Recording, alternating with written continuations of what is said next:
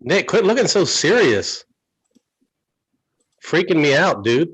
Okay, now I think you need to turn your volume down a tiny bit. Just coach. Damn it. Because now that it's closer, Tim, does he sound a little Sounds a little distorted. Yeah. Just a tiny bit. Turn it down just a tiny bit.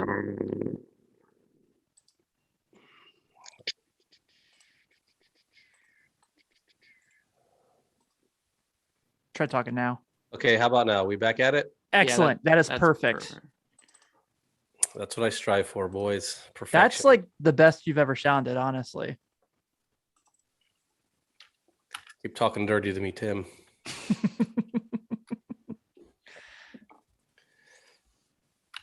God, hit freaking Tyler O'Neill in the neck. Live. Clay's favorite Cardinal, Tyler O'Neill.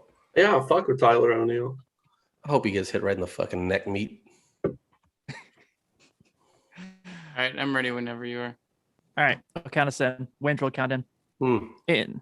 Hold on, I gotta turn this around. They need to turn their whole team around. Is that better? There we go. Just wait till we get Skip Schumacher leading the troop. All right. In 5, 4, 3.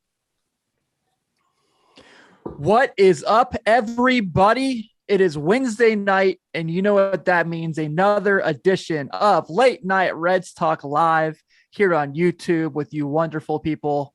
I am Tim Daniel, and even though our Reds are not playing tonight in the NL Wild Card, I am in good spirits, and I'll tell you why. 21st Amendment, Hell or High Watermelon. Highly suggest it. Very good. So, really excited to kind of go around the panel, as always. Former big leaguer himself, our man Carlos Guevara. What's up, boys? How you doing? Doing great, man. How are you? No complaints here other than watching the stupid Cardinals and the stupid Dodgers, both teams I couldn't hate more. I know, man. I know. At least the Yankees lost last night, you know? Oh, that's true. Yeah. Yeah. All right. So, also from Red Leg Nation, our guy, our El Capitano, the man who puts it all together for us, our good friend Nicholas Kirby. What's going on, fellas? Welcome to the How are off you, season. sir? The off season has arrived. Our It is first here. off season show. How about that? And joining us tonight, and I'm going to get this right because I totally got this wrong last time and I'm on his shit list for it. This is our first ever 3-time guest on Late Night Reds Talk Live, our good friend, and hopefully yours, Clay Snowden. What's up, buddy? I'm just trying to hold back the tears after that beautiful introduction. Man, I got a workout in right before the show. And then I got stuck behind this really bad accident, like right outside my gym. And I was like, I don't know if I'm going to make it to the show on time. So I got scared, but I made it. We're here. I'm happy to be here with you guys. Hopefully you are joining us in the YouTube chats tonight. And you've got some fun things to talk about as we're going to go over and recap the season. We're going to go month by month, talk about everything that happened throughout the year. We're going to go position by position. And we have Clay here to pick his brain about some minor league guys. When we get there, if we didn't run too long on the show. I'm really, really curious, and we'll get to this later, but a kind of little teaser here. You know, we like to play the teaser game in the podcast biz. Clay, I really cannot wait to get your analysis and your scouting report on Raymer Sanmartin because his 2 starts, he had the big leagues. I was very impressed. But that is for later in the show. Gentlemen, it has obviously been the year of hell. And my dad just texted me and asked if Matt Scherzer pitches for the Reds now because he's thrown 55 pitches or 2 1/3. It's kind of funny. I'm not going to lie. Can't be mad at him for that. So obviously this was we've talked about this all season. Depending who you talk to, everyone had different opinions at the start of the year, who the Reds were going to be. Are they going to be a team competing for a playoff spot? Are they going to be in the playoffs? Are they going to be a bottom feeder?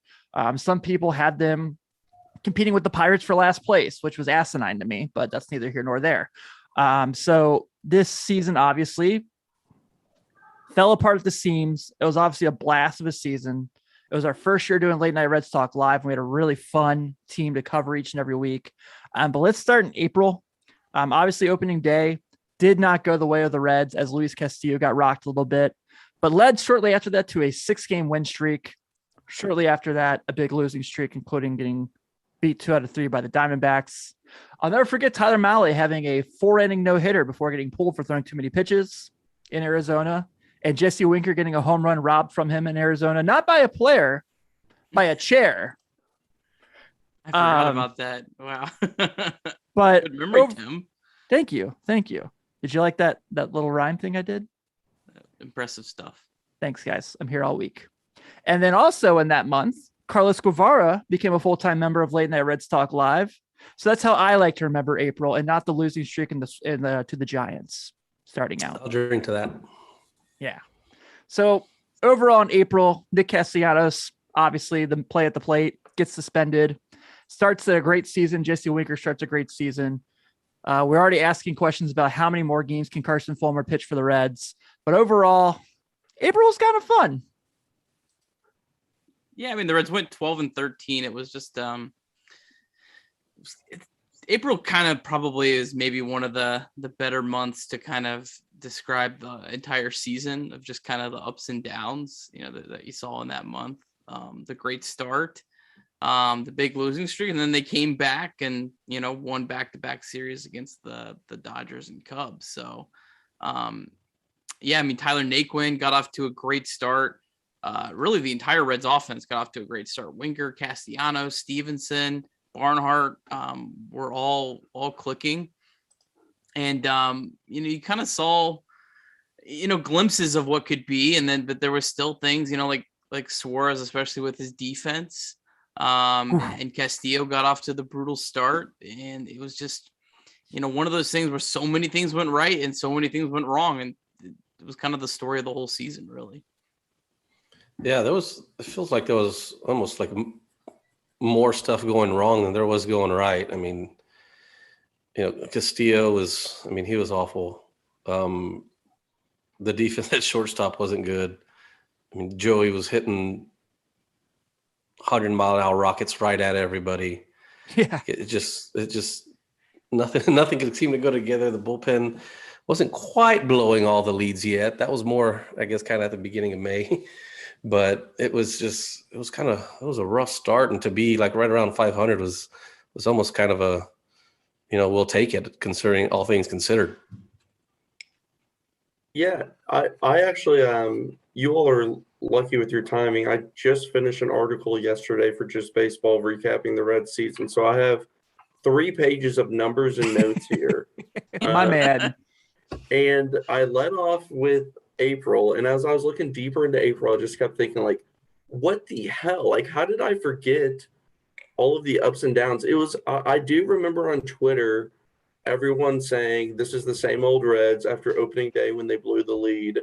Then everyone saying this team is amazing because we're 6-1.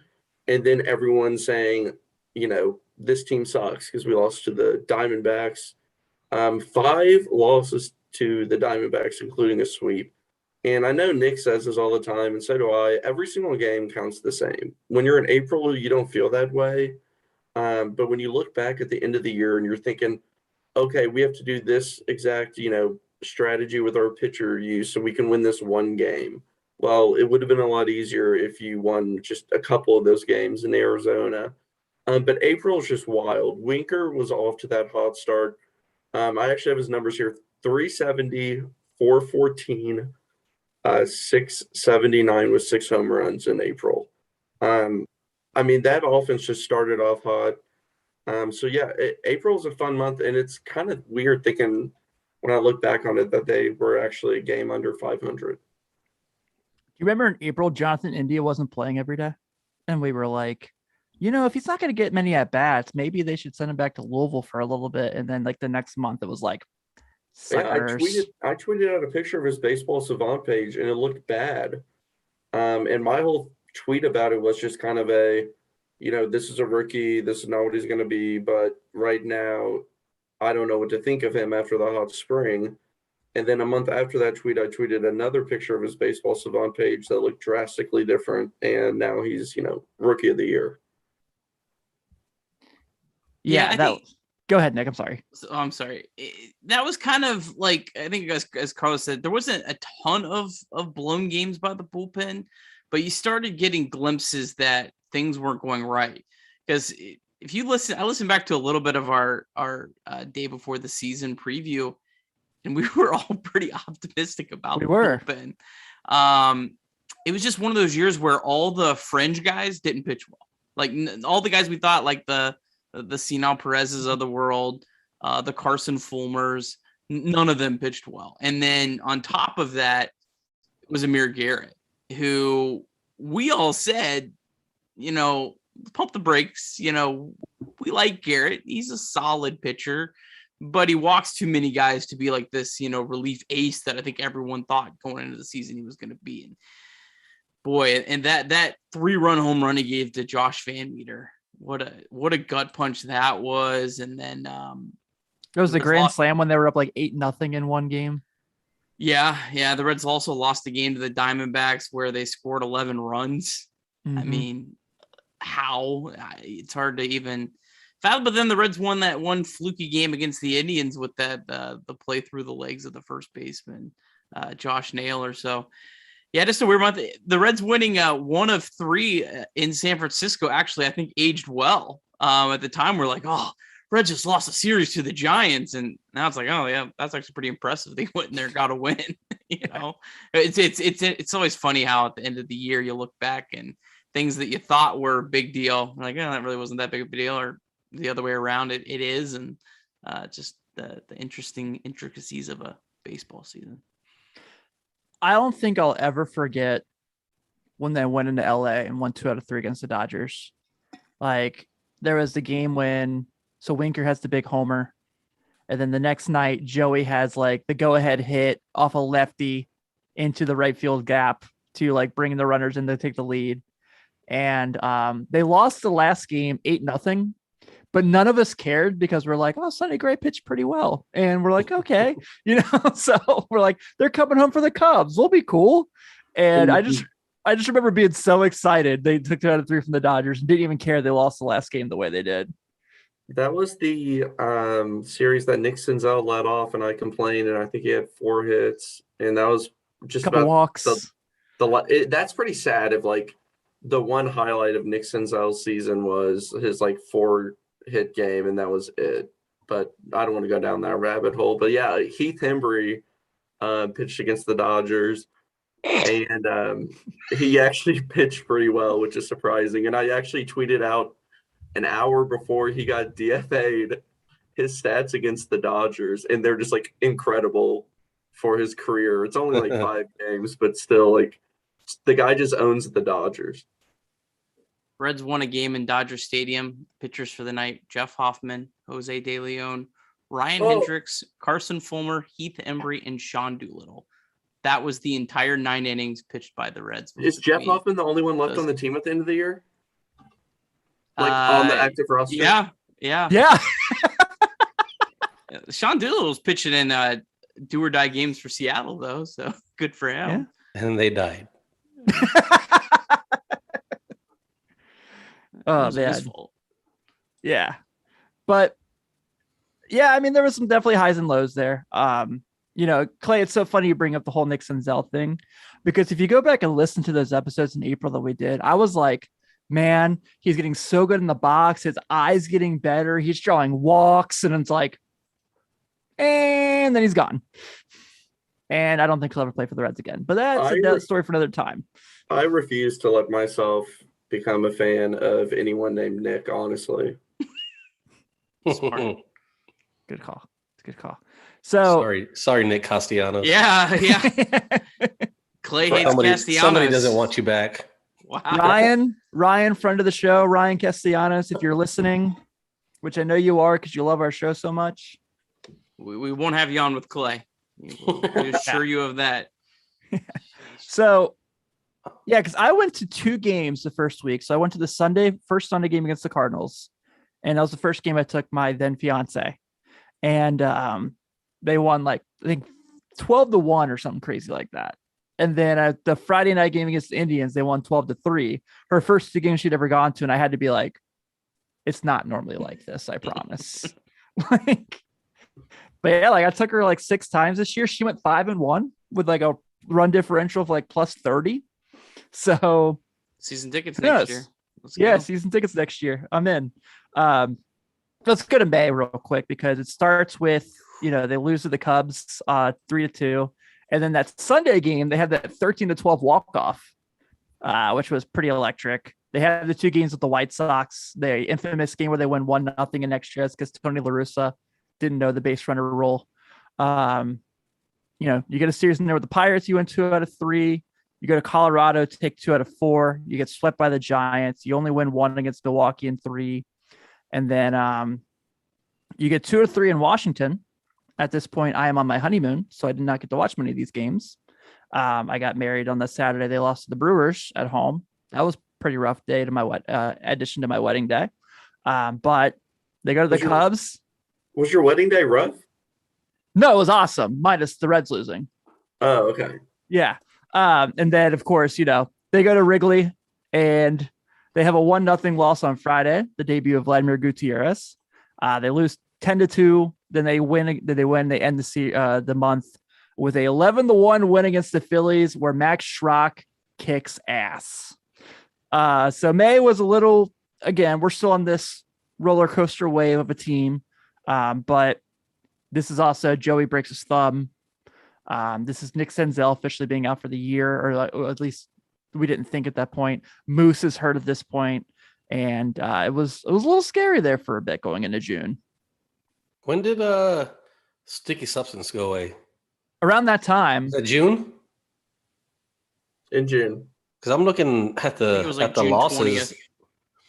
at the losses in May, and I think there's one bullpen guy that's got a loss. The rest is on the starters. Yeah, the bullpen had a lot of games where they Doolittle got a win over Givens. Really? Yeah, Givens threw like 2 wild pitches that scored runs in that game. And that's when management said, we need that guy. Bring him. Yeah, I think that month it looked really bad, but 4 of those losses were to the Giants. And they went 12-15 in the month. 4 of the losses were to the Giants. I think the Reds split a series in Colorado, and we're like, they should have won more. Well, Colorado ended up with like one of the best home records in baseball this year. Maybe that month really wasn't as bad. I mean, the Reds did get down to 22-28, and that's when their season looked to be kind of on the ropes before they really rebounded. But yeah, they beat Scherzer, they beat Strasburg that month. What is Strasburg's like 6 starts this year? Yeah. Gino took Scherzer deep. So yeah, that was the Castellanos month. Castellanos 409, 476, 667 that month. Yeah, he was crazy. May was a bit weird. I mean, you had the Wade Miley no-hitter, which I was watching at a sports bar in Cincinnati because I was going to Cleveland the next day for the game. So I missed it by 1 game. The thing that just drives me crazy is you lost 2 games to Colorado in Colorado when you scored 8 and 6 runs and you can't beat the Rockies. Those games were so frustrating. You had the 4 losses against the Giants. Castillo had an over 8 ERA. Sonny Gray had a 2.20 ERA. And I'm pretty sure the same week that the Reds lost to the Giants, just to paint the picture across the MLB, was the same week that Spencer Turnbull had a no-hitter and Corey Kluber, if I remember correctly. Yeah. And that's when everyone started talking about, like, we're going to have 75 no-hitters. Like, no-hitters suck, which was the strangest thing. Like, no-hitters are cool. Like, just enjoy things. But the Reds were 12-15 in May.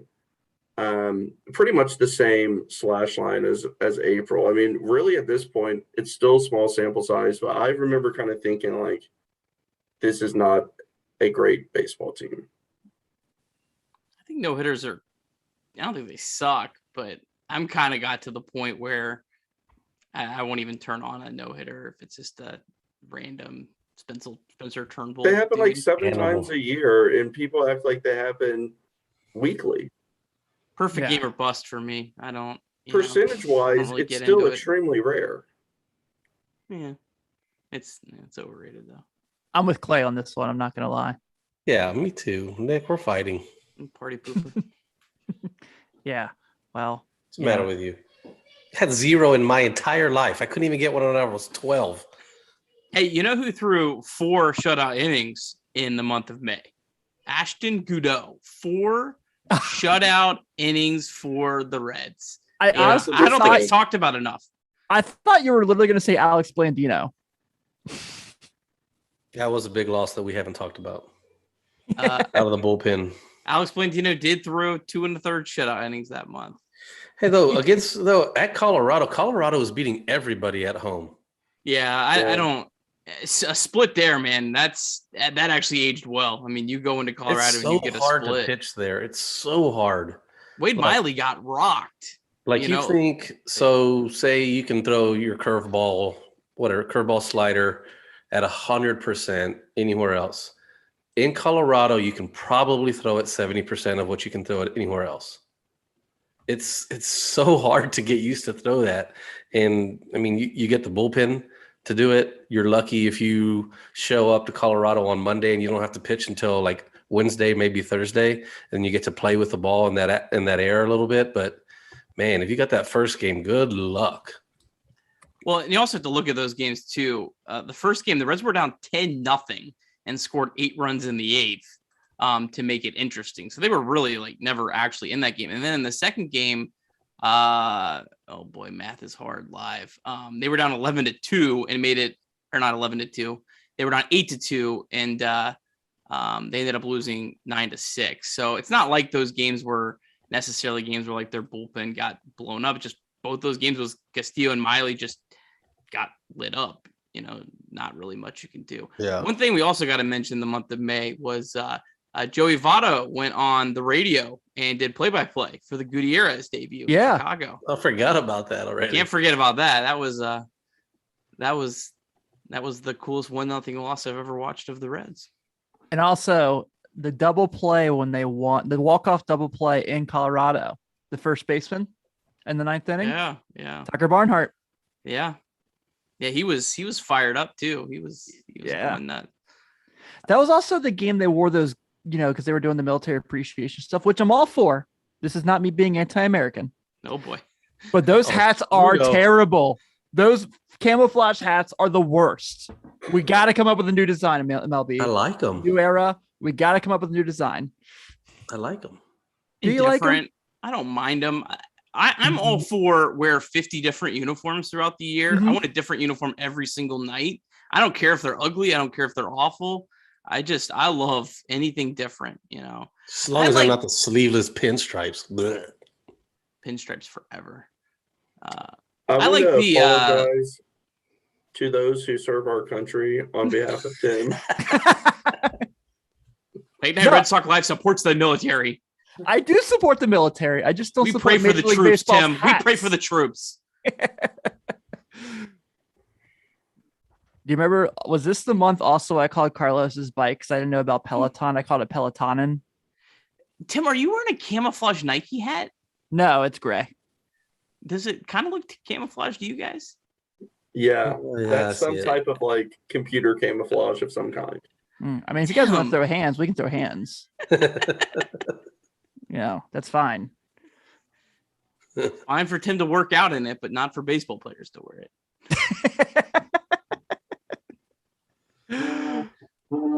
Well played. Well played. Let's go to Oh. June, guys. Let's go to June because June was fun as hell. Even in the losses, they were fun. 15-12. 15-12, a sweep of the Cardinals, two Jesse Winker 3 home run games, including the big 9th inning homer in St. Louis to cap off the 4-game sweep when the Reds were up 7-0 and the Cardinals came back and tied at 7-7. So just kind of like a crazy, another crazy month. They start the month losing by 2 touchdowns to the Phillies.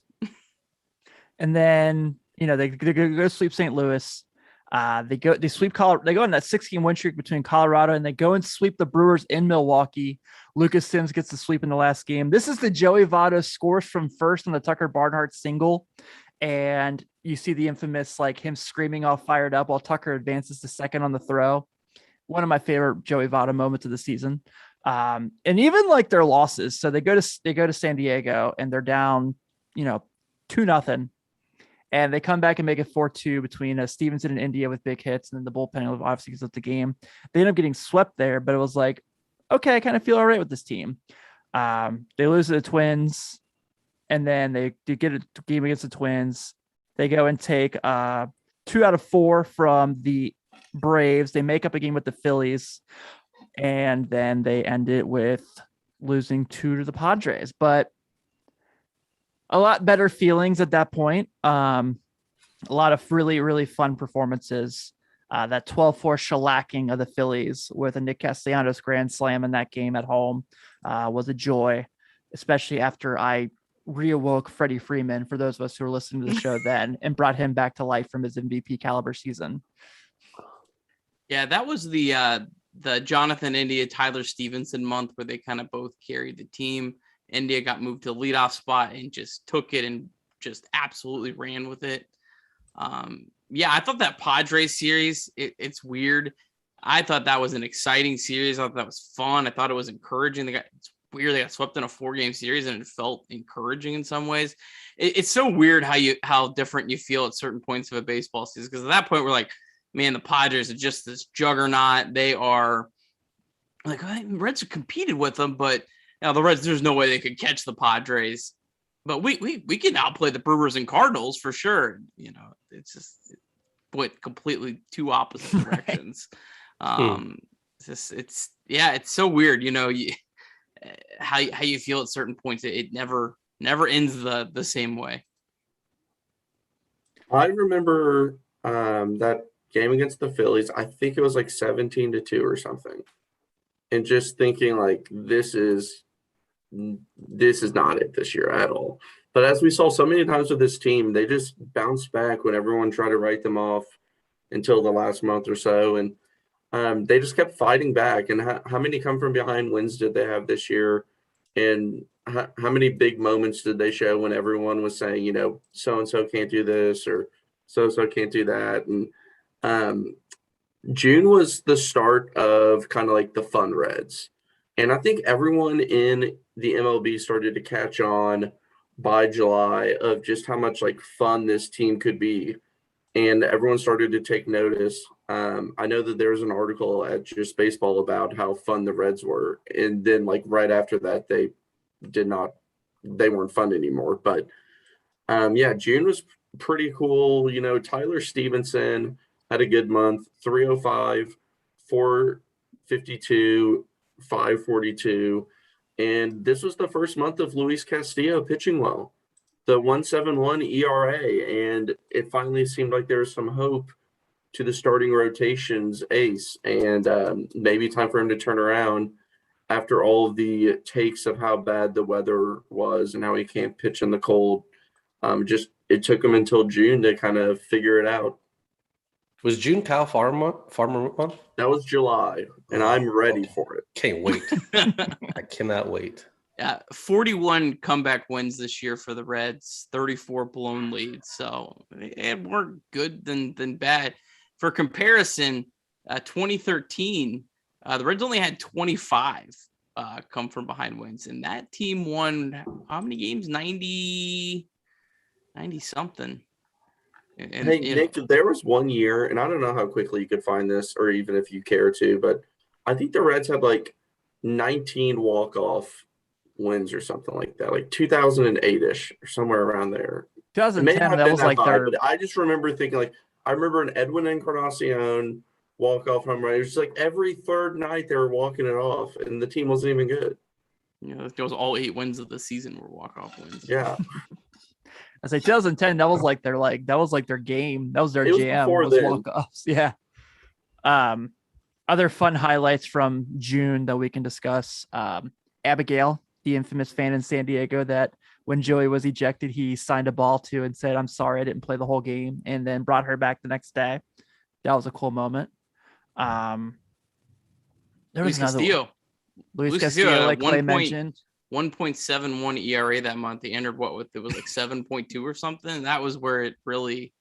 Is there an echo in the room? Nick, I literally just said that. Oh, sorry. I was looking up your stat. That's a good point. That's a good point. Luis Castillo should be mentioned twice. Yeah, Yeah, I agree. agreed. And then we get to July, which starts with the walk-off against the Padres that Tyler Stevenson gets a walk-off single where was it Castellanos was walked in front of him to get to Stevenson, and Joey said, like, you need to make them pay. Something like that. Yeah, I think so. And he's like, yeah. And then they go and they sweep the Cubs. They take 2 out of 3 from the Royals, take 3 out of 4 from the Brewers. They go into the All-Star break. And then we don't have to talk about what happened. Actually, we do have to talk about what happened when they came back from the All-Star break. But it was really awesome going into the All-Star break when Castellanos and Winker started in the All-Star team. Yeah, I mean, they still went 16-10 that month. I mean, that's a 615 win percentage. Strangely enough, the run differential was 0. They went 16-10 and 121. Which in the month of September, it was, the opposite where I think the Reds, did they have a positive? Or did they blow it at the end? I think they did. It was 116-119. So they were only -3 and they were 4 games under 500, which usually if you're -3, you should be, really close, maybe 1 game below 500. But everything went right that month. Everything went right. That Padres win, that felt like the turning point, where it really turned in the right direction, and it carried into September. That was really just where the season completely flipped for the Reds. Yeah, it felt like this was kind of the month where for a brief moment of time, you kind of believed that this team could be something special and have a magical run towards the end. You had Votto going off as well. He hit 11 home runs in the month. We're still pre-All-Star break, Clay. We're getting there. Oh, sorry. I You was, guys need to okay, pay I'll attention comment to on what's something. going on here. I was setting it up. I had a big segue. Go ahead, and I'll come back at the end of the month. I mean, if you guys would like to listen while we're talking, that'd be cool. Carlos, the listener. So they come out of the All-Star break. Nick Castellanos gets hurt. They lose. They get swept by the Brewers. Meh. And then they go and they lose to the Mets 2 out of 3. Take 2 out of 3 from the Cardinals. Also, that Saturday starts the homer streak for Joey Votto, as Clay was mentioning. Also, my birthday. Not saying it started because I was at the game on my birthday, but weird coincidence, right, guys? And Happy birthday, Tim. yeah.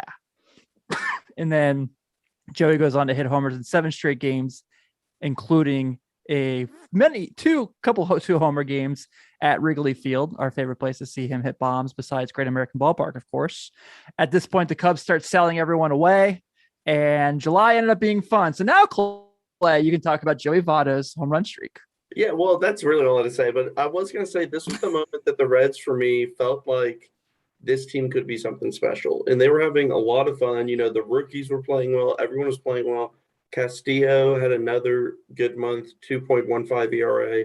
Things started to gel. And this was when the video of Liam and Jesse Winker singing Blink-182 and them kind of dancing. I mean, this team was just so much fun. They had personality.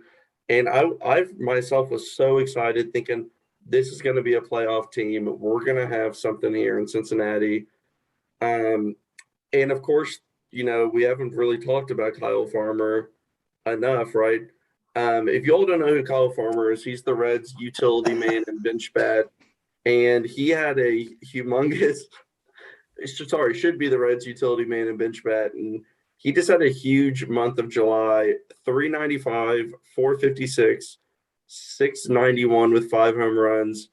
And it inflated everyone's idea of what Kyle Farmer is. And to this day, we are all still kind of fighting what he should be. Had to go there. That's false news by Clay there. So don't take that to heart, Reds fans out there. He doesn't know what he's talking about. Don't blame him. Anyway, so that that last week of July, I thought was one of the most exciting weeks ever of Reds baseball in the regular season. Good, the bad, the ugly, everything in between. Every single day, there was something massive that happened. The Reds were must-see TV. Start off Monday, the Baez walk-off off Garrett. The Cubs are selling off that ended Garrett's career, by the way. Wow. Okay. Write that down. Okay, we're ending careers on the show. And Clay's leaving. Baez did it. So that happens on Monday. The Cubs are selling off their team. The Reds go on a 4-game win streak. They out of nowhere at like midnight announced they traded for Luis Sessa. Like no one expected that. And then like 12 hours later, they trade for Givens, and everyone's like, "What's going on here?" They get to the trade deadline. Everyone's like, "Well, maybe they're going to add something else. Who knows?" And they didn't, but it was still just riveting. And Joey streak's going on. They go into New York. They win a thrilling game on Friday. Joey, that's the last game of the streak.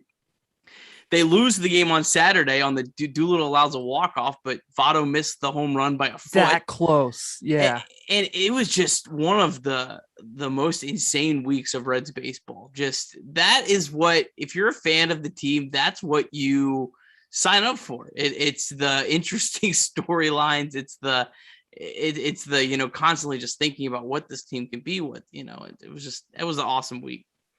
So you brought up, I want to make mention for the other guys chime in on this real quick. So you bring up like the shocking trade for Luis Sessa. I remember really well listening to New York that week, John Jastremski's podcast. I don't really care for New York teams, but I think they're fascinating because their fans are psychopaths. So I'm listening to his pod and he's talking about the Yankees had like some crazy win that day that they really needed. Because remember the Yankees had a stretch there where I was like, are they ever going to lose again? And he's like doing his pod, like, and like he kind of records it like a radio show. And he comes back, he takes a break, like where they like have the sponsorships. He comes back, he's like, I was just informed the Yankees traded Luis Sessa and Justin Wilson to the Cincinnati Reds.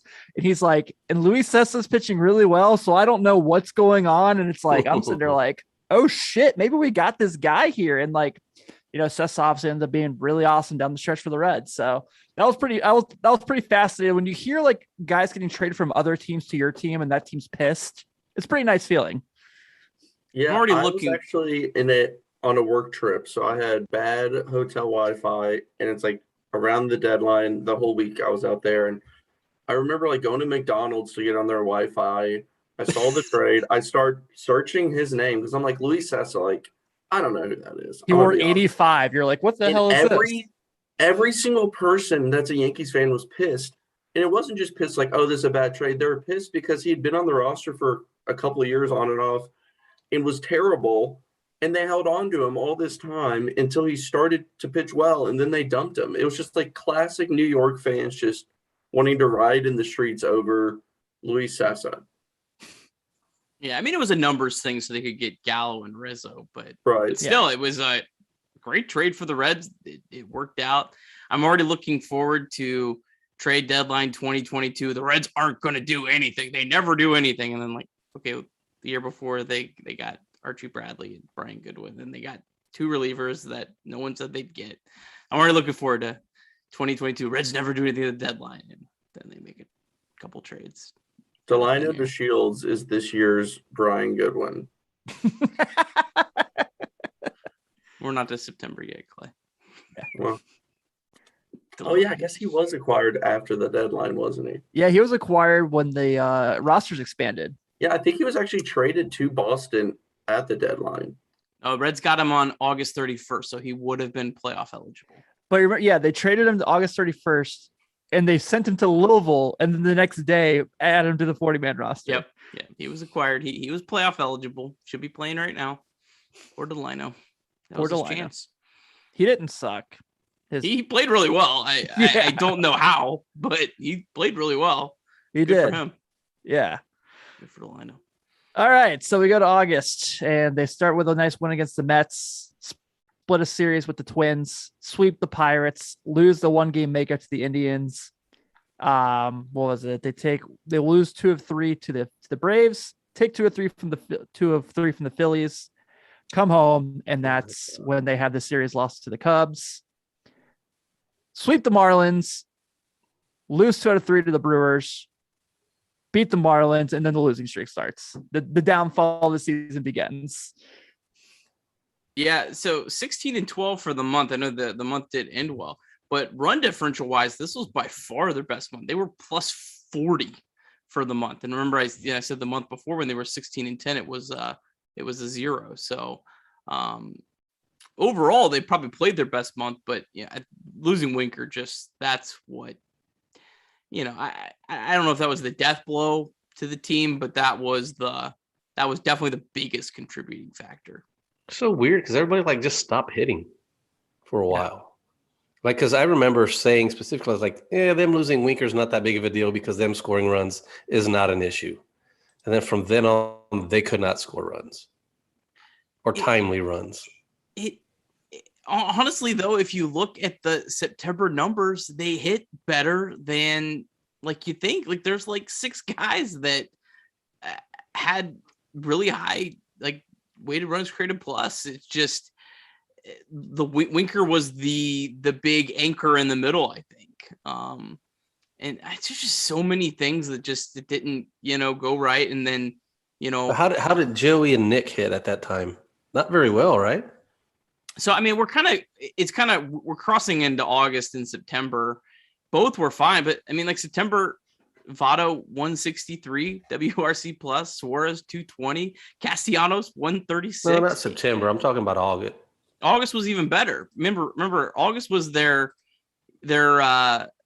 best month run differential wise. August, Naquin was 207, Winker was 239, India was 112, Votto was 122, Stevenson 136, Castellanos 114. I mean, I'm sure if you broke it down by like the 3rd week of August into maybe like the 1st week of September, you could probably find like a stretch where it was really bad, but it was never as bad as it felt. August had their lowest average 241 and lowest on base percentage 316, and somehow they had that incredible month where they had 16-12 with those type of stats. India had 7 home runs, I believe, in August. That was just like incredible, and that's when he really started pulling away with that rookie of the year votes. And Tyler Naquin, who started off incredibly hot at the beginning of the year, didn't do much, came back, 386, 457, 735, 6 home runs. And I think another thing that helped them win was the back of the rotation. Vlad was good. He had 6 starts at a 2.80 ERA. I mean, he had his best month by far, and he helped the Reds pick up a few extra wins. There was a stretch I remember we were talking about on the show. We might have had a guest that week that we were talking about it. I can't necessarily remember. And I brought up how Jonathan India was still like at that point was still 4th in betting odds for National Rookie of the Year. At the point, Trevor Rogers was still pitching, so I understood that one. But he was behind like Dylan Carlson and Brian Hayes. And I was like, what the hell is this? August was also the first time I came on the show, which was a walk-off home run to the Braves. Yep. Which was similar to the second time I came on the show, and there was also a walk-off home run. Tonight, there will not be – well, I mean, maybe in this Dodgers 1-1 Cardinals game, it's 1-1. Maybe there'll be a walk-off home run tonight. If so, I'm never coming on the show again. But if it's a walk-off, it's in Dodger Stadium, so then the Cardinals would lose, Clay. I don't really want anyone to win this game somehow. I'm with you. Believe me. I'm totally with you. All right. So I broke it down by like when the losing skid kind of started. So August 24th to the end of the year. And the top guys all hit well. Suarez, Castellanos, Votto, India all hit well. Farmer and Stevenson were fine. They weren't, great, weren't terrible. the issue was, and this is where I think Winker really killed them, is he would have brought some of the really bad performers up, and some of these other guys wouldn't have got as many, at bats or whatever. But Schrock, Aquino, Moustakas, Barnhart, Barrero, they were all just awful. I mean, none of them had produced anything. And so it wasn't necessarily that the top guys weren't producing, because they were. It was just, the other guys, man, the guys that struggled, they really struggled. And, and that's when you have a lineup that's not very long, when it's only, a couple guys are your producers, it's just, you're going to struggle to score runs. Yeah, I agree. So that leads us to the brutality of September, starting with the Cardinals loss. The Tigers coming here and won 2 out of 3, which we told everybody that week. We said this Tigers team is a lot better than their record shows, and they were. I think Clay was really on the Tigers. I had loved the Tigers and the Mariners all year, and one turned out to look pretty good. The other they have such a good manager, a good pitching coach. I mean, this is on Tigers podcast, but I could go on and on. I'm a Tigers fan, guys. There it is. I said it. Wow. What night was it in the teams? Yeah. Tighten it up. Carlos Snowden. Correa is a Tighten Tiger. it up, Snowden. You like 7 teams. Oh, I like more than 7 teams. Don't you root for 2? No, I actually only root for 1. So here's my whole thing. I am a No, I was talking to fan of- Carlos. I have emotional attachment to 1. I do enjoy watching other teams, but I don't have any loyalty. So, like, in 4 years, if the Mariners suck, which they won't, I won't watch Mariners games like I do now. I don't care. But right now, it's good entertainment. You know what I mean? Yeah. So if the Diamondbacks, who I don't watch hardly at all, are good in 5 years, I'll watch them. But if they lose, I don't have any emotional attachment. That's Fair fair. enough. You know what I mean? I have Fair NBA enough. teams like that. I get it. Still don't so. like it. Yeah. I enjoy watching certain teams because I like the game. Yeah, I think I randomly pick like college basketball teams that I'm like kind of have an affinity to every year. Yeah. Yeah. Just We're not talking about college basketball in this podcast. We're above that. It's coming, baby. Yeah, we are. We are above Coming. that. I wish I could say the same, but my life consists around it and between the fall and winter. So, Quick yeah. question, So Tim, not to get off topic. Is that something new behind you? Is that a new shelf? yes, was that it there? is because I was told once that it looked like I was sitting on the toilet when recording podcasts. Our friend So Mike. my wife and I, right after that, went to Home Depot and picked up shelving where I could put like my favorite baseball cards up. And she was like, "Hey, you have this box of old signed baseballs. Do you want to have it displayed?" Nice. There's a We gotta signed Joey ball back here somewhere. They're right here. Here's a signed. That's the Joey Votto ball I told you guys about that he threw to me at Wrigley, and I dropped it in 2011. We have to have a guest. We got to tell them ahead I of time got it. to ask Tim, hey, those are a lot of cool baseballs you got in your bathroom. Have someone come on and give it to you. That'd be awesome. Actually, Tim paid me to ask him about it. He really just wanted to find a way to talk about it. I am glad you brought it up, Clay. Thank you. Because we- $5. We have like some of our fans on the show, like some of our listeners, they bust my chops about it, and they're got like, fans? it makes me laugh. So, yeah, man, we're big Fans? deals now. Yeah. Can we talk about September? I know we don't want to, but let's just kind of get it out of the way. Another Kyle Farmer month. Let's talk about it. Yeah. Who? What night was in the Tiger series at Casey Mize pitch? Was it Friday or was it Sunday? I know it was a game they lost. It was a Sunday. That's right. Because he only threw like 4 innings, I think, He but he was threw- pretty damn good. I was playing him in fantasy, and I was terrified because he had a perfect game going, and then they pulled him, and I won that week because of it. Yeah. I love Casey Mize. I'm a big fan. Me too, I won't yeah. lie to you. So, Tigers got so they lose 2 out of 3 to the Cubs. Then the friggin' Cardinals, Pirates, Dodgers fiasco starts before they win a series again against the Nationals. And I go to the last home game of the year where they score 13 runs against the Pirates, and Joey Votto hits a 468-foot home run. And then they get eliminated by the White Sox and lose 2 out of 3 of the Pirates in the year.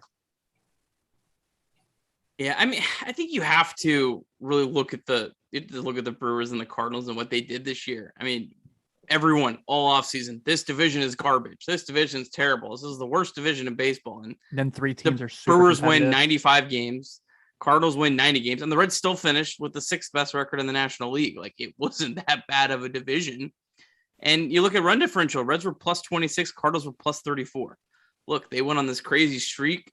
The Reds played bad, but it really wouldn't have mattered. You know, the Reds were never at any point in the season projected to go above 88 wins, and the Cardinals won 90. So, I mean, I don't know if you can really be too upset about, you know, the Reds. It's really just more about the stupid Cardinals. I think that what really happened is fans were upset. The team wasn't playing as well, and it just started to snowball, and pile up. And it really just led to a bunch of frustration. There were some lineups that were not, I wouldn't say questionable, but a little obscure. You know, when you lose 5 in 1 month to the Pirates, I don't care if you're in it or not. Everyone made fun of the Pirates all year, all last off season, and then you lose 5 to them. It's just tough. And I think the fans are really starting to pile on, and we saw that on, you know, Twitter and whatnot. It was just a terrible end of the year that just left a bad taste in everyone's mouth. And the reason why it did, though, was because they played well enough to give everyone hope and optimism. And that's why everyone was so upset.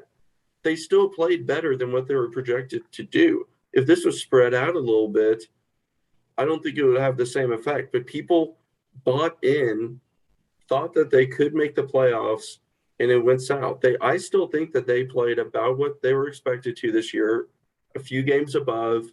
There's plenty of hope for the future just look at the rookies this year and how well they did and kind of where they are now. I would say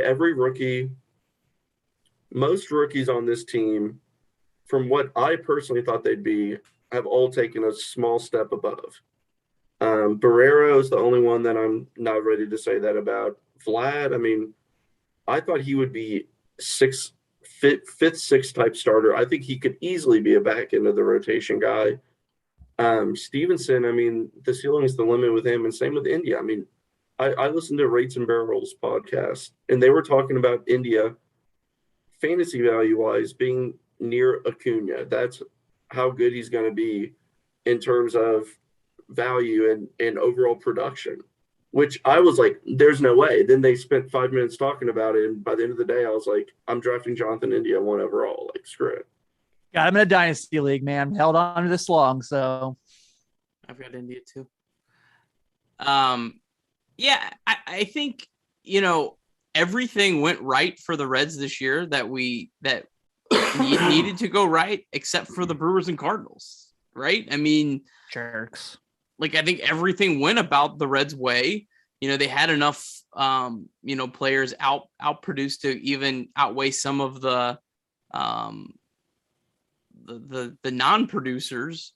But it's just those two teams played better than their projections, and really, that's the difference. I think in being in the race the last week or not, because the Reds won 83, but if the Reds would have been still in the race, the Reds gave away, the Riley O'Brien game. They just straight handed that game, to the White Sox.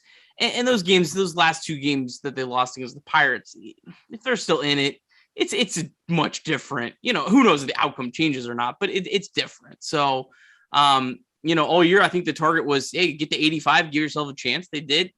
They gave themselves a chance. It just didn't work out because of, the way that the Cardinals and Brewers played all year. And I did attend that Saturday Pirates-Reds game because 3 months ago or 2 months ago, Nick tweeted at me saying, you should go to Pittsburgh. It's awesome. By the way, they play the last weekend of the year there. There's going to be something on the line. Oh, okay, cool. Yeah, cool. I'll buy tickets and a hotel and watch 2 teams out of it. At least I got to see O'Neal Cruz. Oh, yeah. Is that ballpark not spectacular? It really is. Okay. It's I'm so sorry, Clay. I'm so sorry city. you suffered so much. The sun shines over one spot in Pittsburgh, and it's that ballpark. I went to 8 ballparks this year. and I'm pretty sure PNC is. I mean, it's up there. Kaufman's up there as well, but Great American has to be in this conversation. Everywhere I I go, was gonna say. I want to convince myself Great American isn't that great. I'm a homer. And then I think, oh, wow, well, Great American has this that they don't that I like better. It's a personal opinion, but I think Great American's underrated. It's pretty great. Absolutely. But I'm also never gonna go on a podcast and say anything nice about the shitty city of Pittsburgh. So I hate that city. Yeah. I think it's a really nice city. I don't like it. I don't like the teams, but I mean, I think it's a really nice city. When I went for the first time, I was like, my whole life, this town's been like dumped on, and these bridges are actually like really nice, and like walking to the stadium's really nice, and like the view's great. And You can go to Ashland, Kentucky if you want to see a bridge. yeah. come on, There's a reason that the Dark Knight Rises chose Pittsburgh to be Gotham City when it was getting blown up in that movie. That's probably the best point anyone's made all night. That's gonna make If you the have- highlight for the show. Yeah. That's gonna be If on you one haven't of the seen shows. Dark Knight Rises, I'm sorry to spoil a movie that's 10 years old for you. But I never knew that. alrighty. So that off my list. yeah. But let's go ahead and go around. Let's kind of discuss the position groups now that we've kind of gone Are we through not the doing October? Or was that the October segment? September, October Yeah. were combined. I do Come want to on. add one thing because I did this research today because I figured you all would enjoy it. It will take 1 second. Longest game of the year. 5 hours, 14 minutes, June 1st at Minnesota. Loss. Shortest 9-inning game of the year. Wade Miley, of course, W. August 27th at Miami. 2 hours, 28 minutes. That Twins game was brutal. Yeah, I know. brutal. Oh man. I woke up to about 60 text messages from Carlos and Nick that night. I was in such a bad mood. Oh man. Oh, that was painful.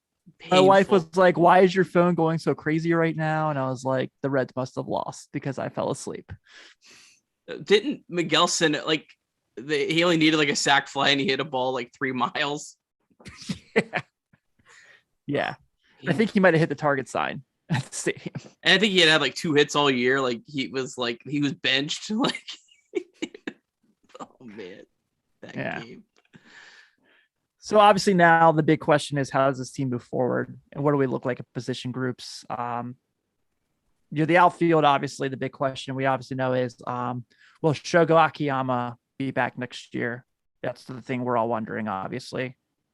Not anything else to go on with the team. Right. Right. Right.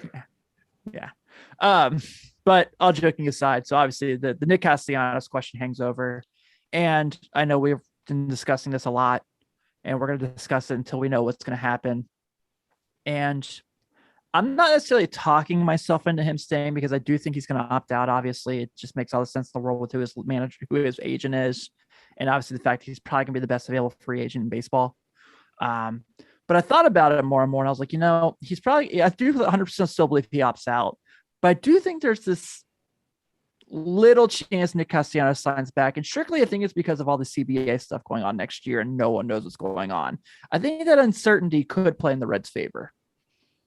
So the outfield group: Winker, cool; Naquin, cool. He's going to get a nice raise.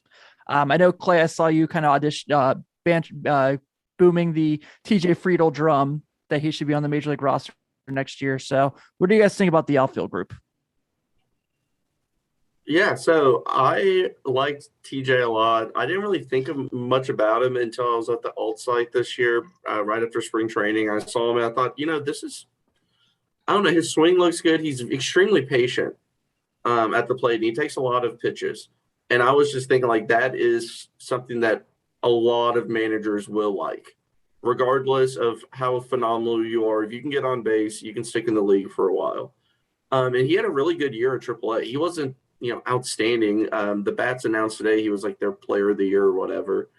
And he got called up and it played well. I mean, he can play all the outfield positions. He had one disastrous game in center defensively.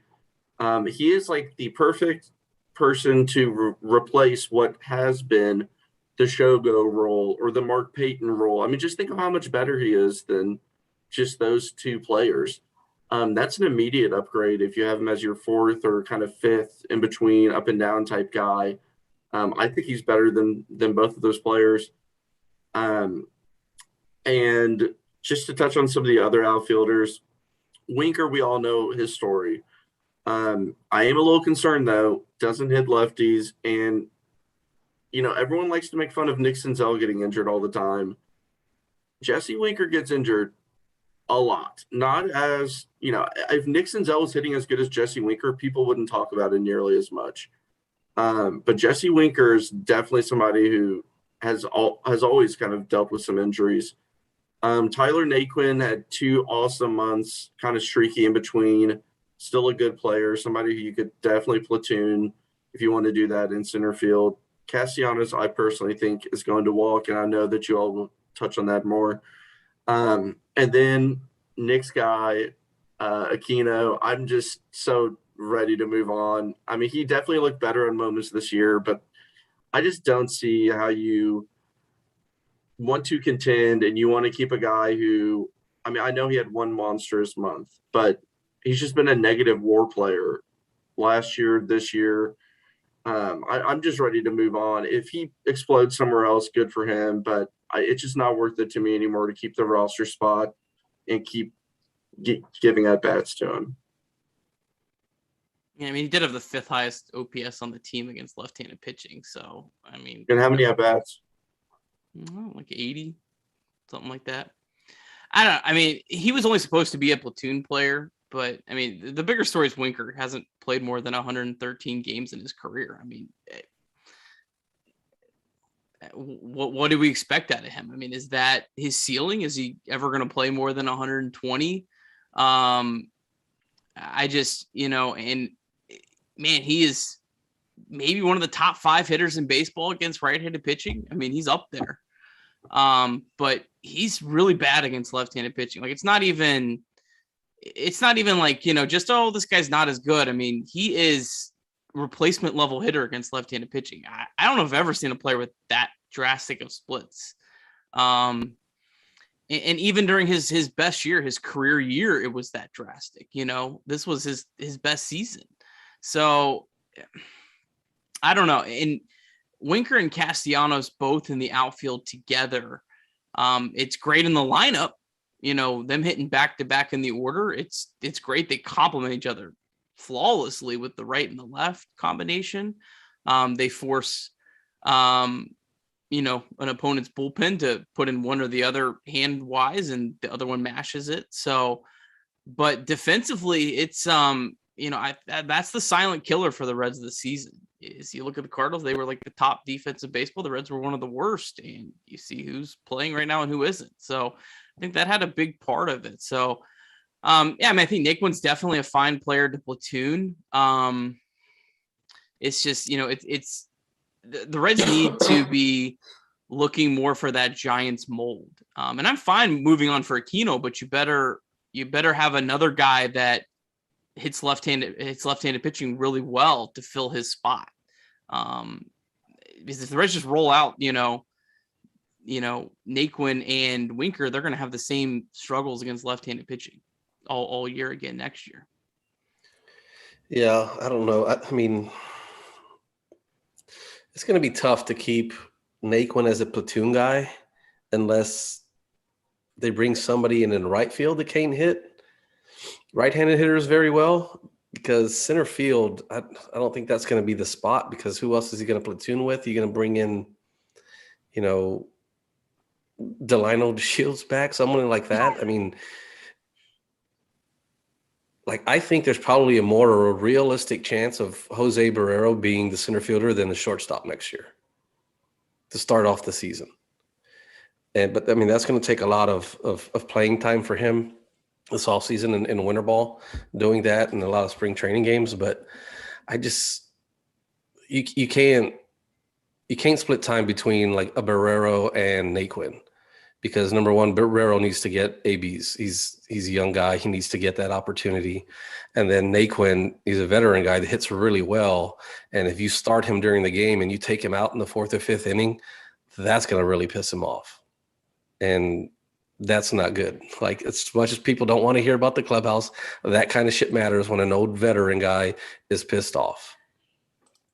Naquin was brought in. Another thing about that is just the defense. I wrote an article now 2 years ago about how the Reds were sacrificing defense in terms of offense. And everyone was saying strikeouts are so high, defense matters less than ever.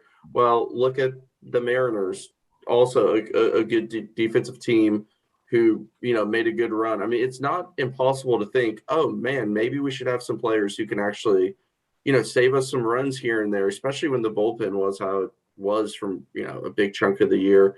I think center field has to be addressed externally. I don't think, and if you're going to have Winker in left field and somebody who is, in my opinion, there's not a current player on the roster that's, a plus defender in the outfield that would play right field. So if you're going to have two average to well below average players on either side, then you have got to find somebody in center field. And that's where I said it last time I was on, my number one priority for the offseason is getting a legit center fielder out there. The defense in terms of players that were qualified for OAA outs above average, I think Farmer was the only one with a positive. I think Votto had a 0. Tucker wasn't on the list. I don't know if they don't have catchers on that. Nick would probably know more than me. They don't do outs above average for catchers. Yeah, so something I glanced at today. The Reds had 1, Kyle Farmer, and Votto was a 0. The next highest player was -4. This team just is so bad defensively. I just think it needs to be more of a priority. Defense does not slump like offense slumps. And sometimes you need to lean back and rely on your defense. So my general question before we go around the horn with the infield, will Andrew McCutchen play left field or right field for the Reds next year? I don't want to see it. No joke. He's on my list of players to go after. He is one of the best hitters in baseball against left-handed pitching. He can't hit right-handed pitching, but he's a Keno on crack. His defensive WAR was -13 according to Fangraphs. Well, he played every day. If he's platooning, he's not playing every day. Yeah, he'd be at -10. Come on. We'll take it. He'd only be playing a couple times a week. I don't think he's any worse than Winker, and especially I'm not necessarily one that wants him. And I am a fan of platooning. Don't get me wrong when I say this. And Nick and I talk constantly throughout the week about every single player you could ever imagine and how they could platoon. I guess this is more of, if it's okay if I ask a question to Carlos. Clubhouse, I know you know more than anybody about it. What does platooning do? I understand you want to platoon 1 or 2 positions, but Nick and I have these crazy ideas of like more than half the positions being platooned. Is that something that, okay, maybe players start playing worse now because they're not playing frequently, or, I just want to know your thoughts on kind of having several platoon players. It's all of that. It's like, yeah, you don't play as well because you're not playing every day. And it depends how long you've been in the league to where you feel pissed off. And, if you're a veteran guy, then it's like, it's okay to be pissed off and mad about it, almost in the clubhouse. But if you're a rookie, then you're just kind of like, or the first 3 years of your contract, you're like, well, if you don't like it, play better type of deal. So I think it goes better if you're younger, but if you're older and you're hitting well, say like a Naquin, like he's a perfect example. Like he does, he was playing really, really well. And then against left-handed guys, like, I don't know. The guys that you're putting in there aren't really like crushing left-handed pitching. Like Delino Shields Jr. wasn't out there crushing. Aquino, he had his little stretches, but it wasn't like anything that like blew your mind or anything like that. So it's pretty tricky. And for the most part, you don't want to have to do that platooning, because then that hurts you in free agency as well. Like, who's going to want to come over? Yeah. You know, like you might be a, just say an average player in the outfield, and you can probably go start every day in Arizona, or you could come to Cincinnati and probably play half the amount of games. What do you want to do? Yeah, to me, it has a lot to do also with just like, oftentimes you see platoon players being league average players, or actually maybe even slightly below league average, and they're just trying to produce, right? And then you see players maybe at the very end of their career that know, like a Ryan Zimmerman type, who's kind of, knows he's on his way out. But it is, the free agency thing is unique. And I'm not saying there's not teams that sign platoon players that, Sure, get massive contracts. It happens. I'm thinking of Cincinnati. Would you want to, if you're going to be platooned, you got to think about your next contract, right? You have X amount of years in the league. I don't see anybody in their prime coming to be a platoon player. So now you're getting maybe a vet on his way out last couple of years. And those players, you never know how quickly they can fall off. Tommy Pham, what if he was a Red this year? He fell off, terribly, even though he is somebody Nick and I talked about the Reds potentially looking at. But so yeah, I was just curious to hear your opinion. Well, a lot of the issue was the players that the Reds had platooning. It wasn't, both things can be true. The players the Reds brought in to be platoons weren't good enough, and the players that the Reds platooned weren't good enough to not be platooned. I think both are probably true.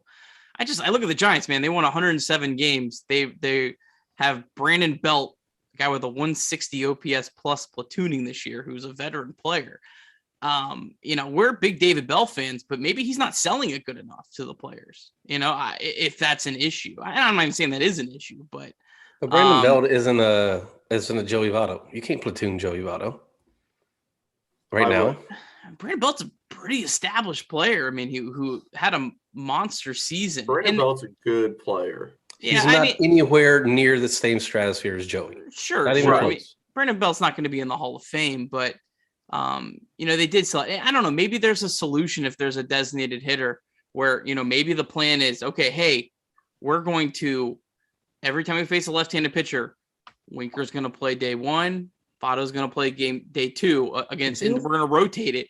So maybe there's not both of those guys in the lineup who struggle against left-handed pitching. And I don't think Votto was actually as terrible as some of the years previously against lefty pitching. He was still below average. But maybe do that. I think the Red Sox do that with Verdugo and Schwarber. If you look back through them, I think they every other left-handed pitcher, they just rotate. So they're still, playing. They're not sitting every single game against a lefty, but you're not having two bats that, are just, are not above average hitters against left-handed pitching. And I don't think hardly anyone who's listening to this stream or will listen will be able to name Lamont Wade Jr. and Darren Ruff. Like, these are guys who, Darren Ruff's some old dude who came over from Japan after a failed stint with the Phillies. Like, these are guys that are kind of like what I'm talking about, kind of almost random players, and they're just having incredible years. Now, more power to the Giants and Gabe Kapler, who has been incredible. Gabe Kapler, I was thinking about today when I was thinking of David Bell. His first kind of shot he got with the Phillies, he had a really good roster. It was kind of put together in a strange way, a lot of free agents, and they ran him out of town, and he was horrible. And everyone thought, oh, this guy can't manage. Well, you got him on a team with some pieces that worked for him, and now he may win the manager of the year. Like, that's one of those things, everyone thinks it's David Bell's fault. And I know that we've talked about this. It's not always the case. Do you imagine we knew at the All-Star break, probably even before the year, how bad Winker was versus the lefty. Do you imagine if they started platooning the starting left fielder for the National League All-Star game, how bad that would look? That would be awful for the Reds. For free agents, that would be so bad. That's probably the worst case scenario for free agents to try to come to Cincinnati. Oh, you want to start the All-Star game? Cool. We're still going to give you 50% of the ABs. The Rays are a big component of it. Now, the Rays are not good for baseball. Different everything than baseball. I know you hate them, I don't hate them. I love the players, but it's a bad product for baseball as a It is. player. I mean, yeah, it is, honestly. I get that people are against Platoon. I get the negative things it can have, but if we want to fix the issue, I don't see It'll another never be a solution. computer game, Nick. It's never going to be a computer game. Yeah, I mean, but the Reds have to I improve want to against make it left-handed clear pitching. I'm not against platooning. I was just curious about inside a clubhouse. Yeah, it just depends on your time and what's going on. Like, you know, if Winker wasn't as good as he was, and then you platoon him, then that's okay. But whenever he makes the All-Star team as a starter, that's out the window. It can't happen. All right. That was very good discussion. I had nothing to add to it. Let's kind of go real quick around the horn. Starting at third base, obviously this year between Suarez and Moose, definitely a down, brutal, miserable, frustrating year. But Suarez obviously had a really awesome September. Moose looked like he gained 10 pounds through the season. Obviously was not his year. And he, said that he was still injured when he came off the IL. We all saw. I don't know what this looks like next year. I imagine, you got to think Suarez is obviously the guy moving forward, but I don't know, man. I don't feel the most confident in the hot corner for the Reds next year. Stockers only played 62 games, man. He's making $18 million next year and $20 million the year after. He's ruining my dream of the Seager brothers on the left side of the infield for the Reds next year. He's just ruining it. You want to go get Kyle Seager? He'll be available. They're not going to accept that $20 million club. No way they do. No way they do. No, I think Gino will be penciled in day one, get the majority of the starts. Moose better hope there's a DH next year, or it's going to be a rough year for him. I think the Reds are going to try to move Moustakas. I don't know if they'll be able to. Try being the key word, yeah. It seems like the most positive outcome for everyone. And then, man, you just got to hope, Suarez has figured it out. I tweeted out on I think on Sunday on the last day, April was really, really bad. It was just awful, everything about it. But I think if you dig a little bit closer at the numbers, I think May through August, he was at least a little closer to average. If you kind of, look at some of the StatCast numbers and some of the other numbers. And then, of course, in September, he was the best hitter on the planet. So I don't think he was as bad as he was. I don't think he was as good as he was in September. At least there's maybe some light there. But again, if the Reds address some of the other needs that they have,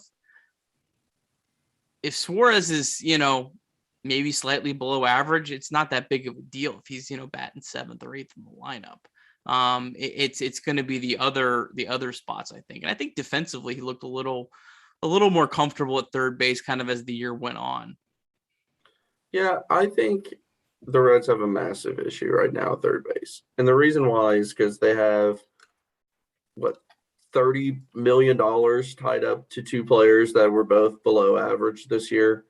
That's an issue. No matter how you paint it, if you have $30 million tied up at one position for two underperforming players, that's a big issue.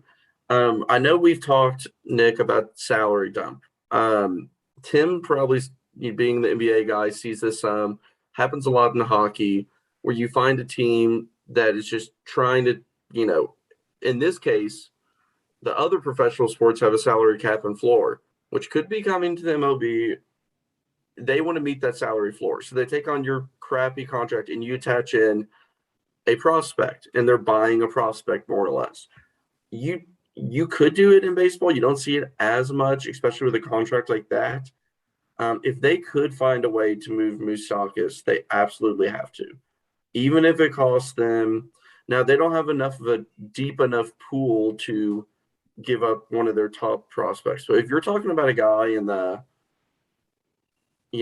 12 to 20 range, just depending on which specific guy. Especially if it's a pitcher. I was thinking about like Baltimore has literally nothing at third base and nothing in the minor leagues. Jordan Westburg may move there, but Baltimore is struggling at third base.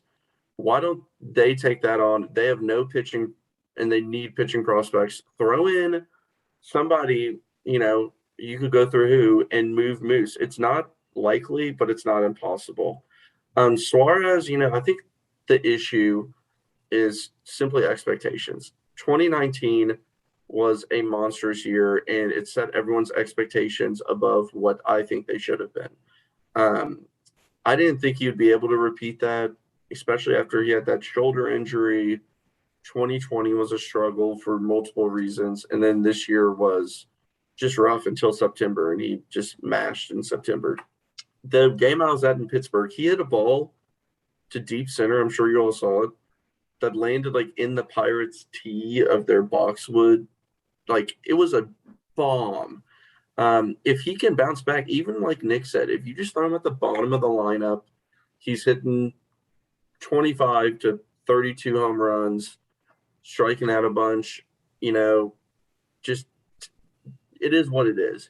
But you cannot, I think, go into the year with both of those contracts.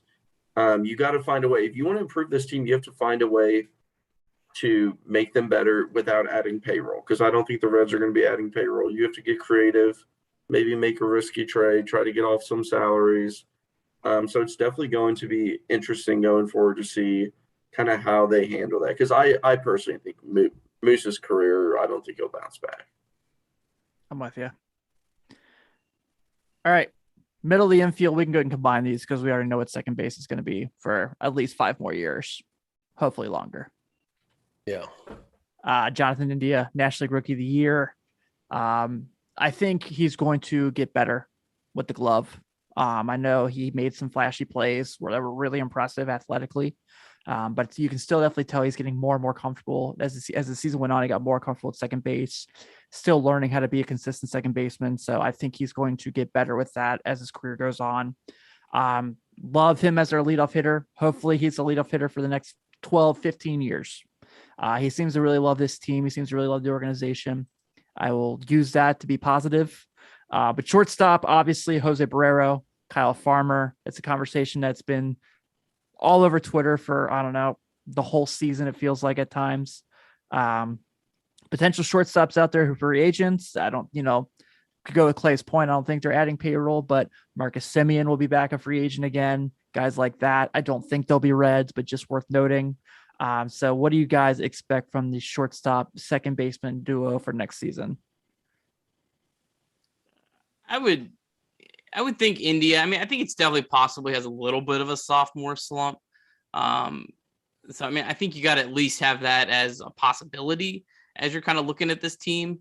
I agree. I think he'll probably improve defensively, probably starting next year, kind of working more, having a full off season to prepare as a second baseman. Remember, he didn't come to camp as a for sure thing at second base. He was still, a third baseman that kind of played a little bit of second base, if I remember right. So I think that'll help him. But yeah, I mean, I think you need to prepare. Maybe there's a little bit more of a slump. You just hope that he continues to hit the ball out of the ballpark and continues to draw walks, even if maybe his average takes a little bit of a dip. But yeah, I mean, everyone sees shortstop as this big giant issue and problem where you have two guys that maybe, are both capable. I think it's a great thing. I think you go to camp with both of them. I think they both push each other to be better. And you let camp settle it. You can never have too many good players, too many fringe good players, too many whatever. I only see it as a good thing. I only see, Jose coming up and seeing Kyle Farmer tear it up in the end of the year as a positive. Him saying, hey, I've got to work if I want to take this position. We hope Jose does what Jonathan India did this year, and he comes to camp and he runs with it. Yeah, and to piggyback off that last point, Jonathan India, and I was 100% like this. I thought he was going to be a bust. I did not see it. The minor league numbers looked very pedestrian. and then he had he has a season like this because you get a little bit older, you get more used to major league pitching or the higher levels of the minors. And Jose Garcia is still young, 22, 23. And several people have said in the industry that there's never been a larger gap between AAA and the MLB ever in terms of just talent right now. I don't know why they just went on. I've heard that on several podcasts, and everyone that they've interviewed said the major league is just, I think that just has to do with pitching right now. It's so ridiculously good. It's going to take time to adjust. And Nick, you mentioned letting both of them kind of play, and they're both, pretty good. And it could be an average. Back in the day, it was just kind of, if you had a good fielding shortstop, who cares what they do offensively? That's just changed now, in terms of just like perspectives. So I think that's going to be interesting. I think Barrero could win that job. It makes the team so much better if he takes that step and wins it. Because at that point, Kyle Farmer is a super good bench bat. I mean, he's a below average starter and a really, really good bench bat who can play several positions and makes all of the substitutions, day off, platooning, everything across the entire team just became easier. So the hope is Barrero can take over that job. Tim mentioned the free agents, Corey Seager, Yes. Carlos Correa, Trevor Story. I mean, there's going to be people that are going to be available, maybe even like a Gleyber Torres if one of those top people go to the Yankees. There's going to be a lot of shortstops available this offseason. I just don't see the Reds investing that money there when they have, other holes and some salary already tied up that's kind of bad salary. You all have touched on India. I don't want to take too long with him. I'm going to talk about him at the end, actually, as well. So I'll bypass India right now. Cool. Yeah, India, I don't think there's really much to talk about there. I mean, that's going to be his job for the foreseeable future. At shortstop, I mean, you guys touched on it. It's got to be, Barrero's got to take it. It's not going to be given to him because he hasn't shown anything in the last 2 years, which, that first year is kind of hard to, judge him on that, but it did happen. So you do have to go by those numbers. Like those numbers I go by more than what he did this year at AAA. Because like you said, that gap is it's so different. It's not even close. Like the pitching is way better at the big league level than it is at the minor league level. And, for some hitters, it's easier to hit at the big league level. You hear that all the time. The pitchers are more consistent. They're in the strike zone more. You know what you're going to get. They can hit. So he's just got adjustments, and you can see his wheels grinding when he's taking ABs that, he's trying to figure it out. He's not, I don't think he was anywhere close to figuring it out this year. There were several ABs where it just didn't look like he had a clue what was going on. And Kyle Farmer has obviously, won the position over with his teammates and his coach for doing a fine job. And, whenever you'll say that he's a below average shortstop, he's below average by 8 points, maybe overall. Like he's well above average versus a left-handed pitcher. He did really, I think that's like Nick touched on. It's like one of the least of their worries is the shortstop position. I'm going over center field, right field, and then probably, starting pitching and then bullpen and then shortstop. Like it's probably the last one that I'm worried about just because we know that you've got at least two guys that can fill that if you need it, if you're not going to go out and get somebody. And then if I'm Jose Barrero, I'm playing everywhere I can this winter. I'm playing center field. I'm playing left field. I'm playing right field. I'm playing shortstop, third base. You see it. Nick talks about it all the time. Just be Chris Bryant. He can do it. He's more athletic than Chris Bryant. I promise you that.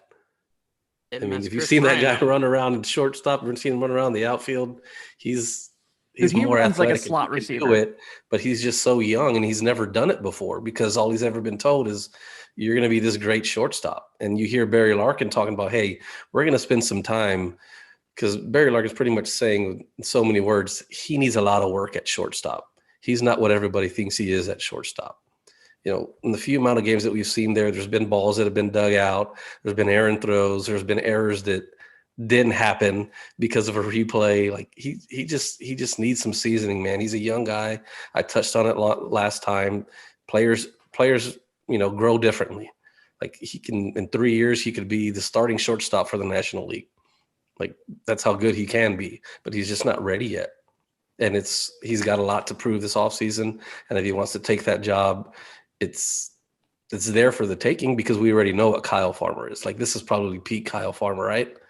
And so if he goes and he comes out, and doesn't even necessarily have to hit 400 in spring training, but just put together quality at bats, which the manager knows what that looks like. His teammates know what that looks like. The GM knows what that looks like. A lot of us don't know what that looks like whenever we're sitting there watching games or checking the box score the next day.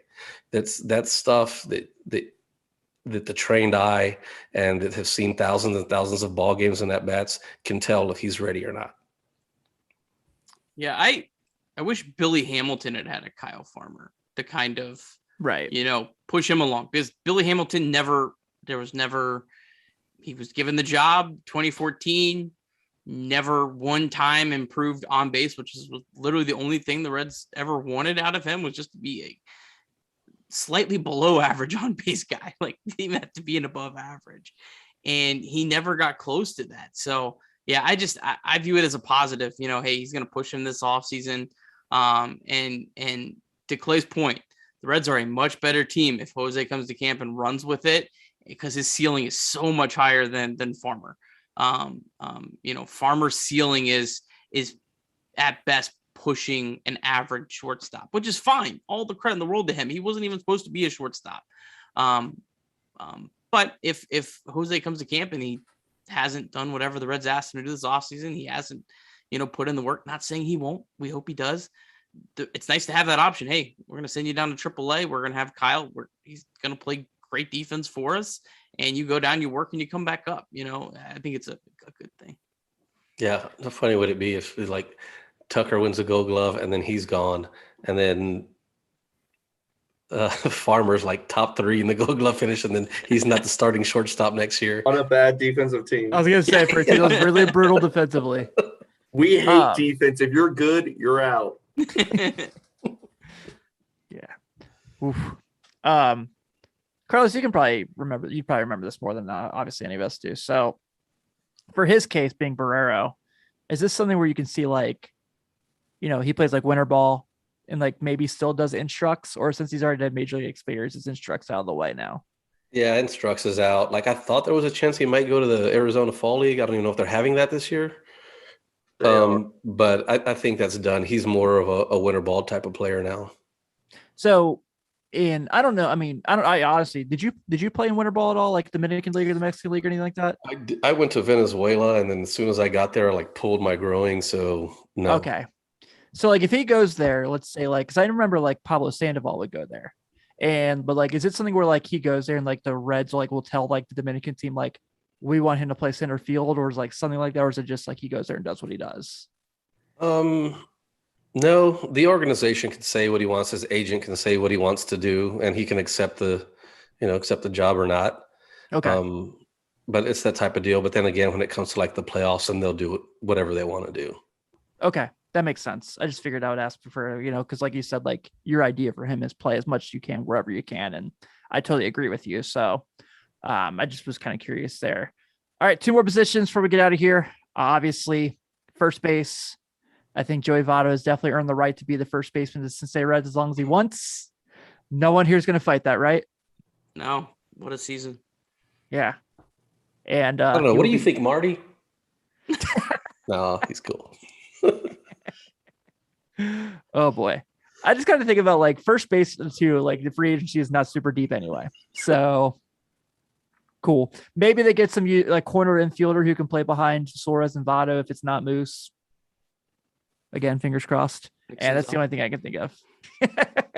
Will he be a Red next year? I don't think he will. I think he is. I don't. I don't think that they're gonna get anything for him. I mean, I think unless they're making some sort of big deal and he's kind of more of one of those like nice pieces to add into it, I don't think they're gonna trade him. I would be surprised if they trade him in a standalone deal. Because I don't think they're gonna get the value for him that they're gonna think they should get, and they're just saying, oh, whatever, send him to camp next year, let's see what happens. Yeah.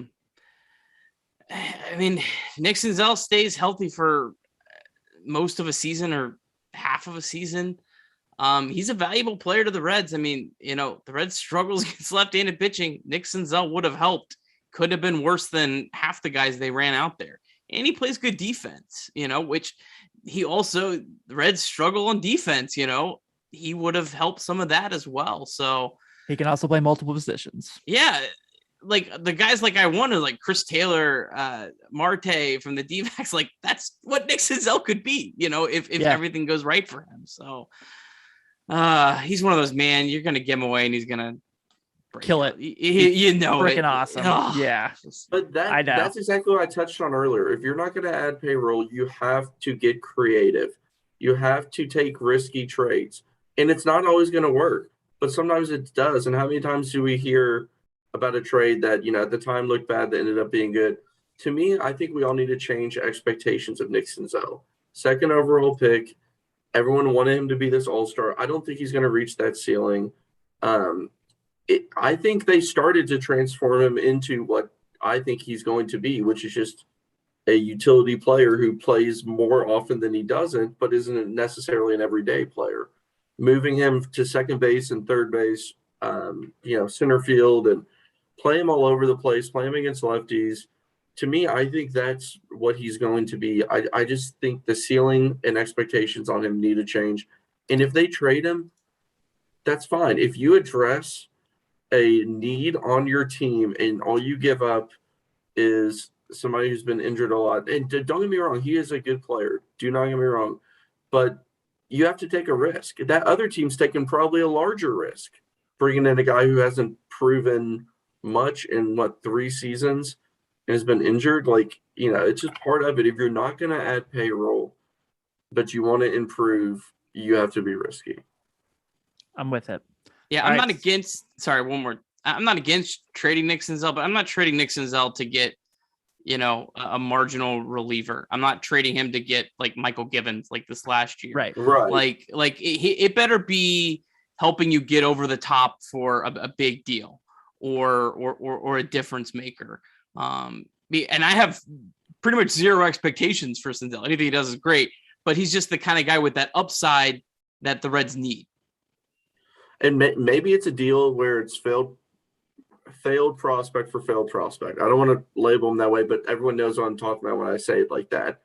Another guy like a Nick Senzel in a different organization, higher draft pick, hasn't worked out, change of scenery type thing. I'm all for that because it seems like Senzel doesn't necessarily love the situation he's in Cincinnati.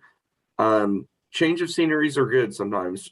Just if you can find somebody of a similar situation as him, maybe it's best for both parties.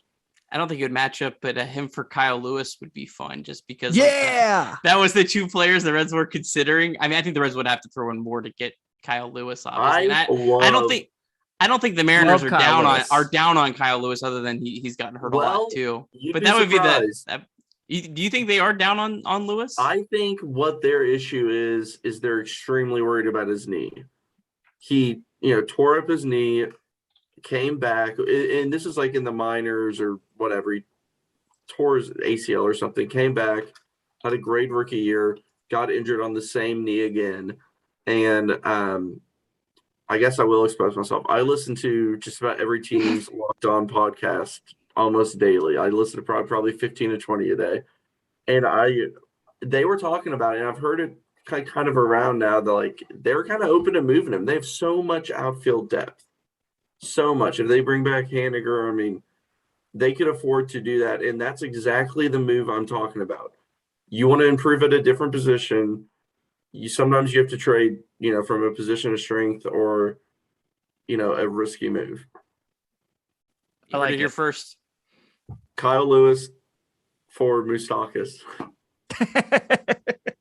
Let's do it. I'm in. All right, catcher. Tyler Stevenson's the guy. We don't think Tucker Barnhart will be next year because it's too much money. Who's the guy?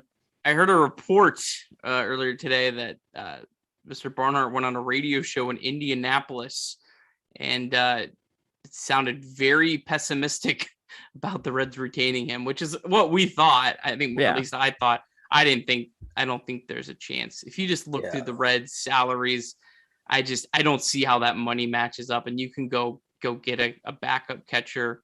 Not one as good as Tucker Barnhart, but you can go get a backup catcher for a lot of money and then use that money towards other more pressing, dire needs. Yeah, there's money they got to pass around. It's also usually even to the guys that they just need to give raises to. As we talked about earlier, Nick, and I mean, if you're Tucker Barnhart, why do you want to come? You wouldn't want to come back. I mean, you're going to be possibly winning your third Gold Glove and then going to be a backup catcher. I don't think so. Like, you're going to go play wherever somebody's going to give you a starting role. And I mean, you can't blame the guy. I wish all the best of luck to him. I'd love for him to come back and be a backup, but I just don't see it happening. Yeah. Barnhart could definitely get a platoon role on the right side where he's facing all the right-handed pitching and playing 70% of the time for someone. So for him, the best thing would be to, I think, go. What is Tyler going to be? Is he going to be a top 5 hitting catcher next year? Maybe top 10, probably not that high, but really not that high. I think he's going to be incredible. I mean, I'm a massive Tyler Stevenson fan, but you're talking the Will Smiths, the Buster Posies. You hate Buster. Yasmani Grandal. Yeah, I mean, Real Muto. I mean, there's some really, really good Salvador Perez.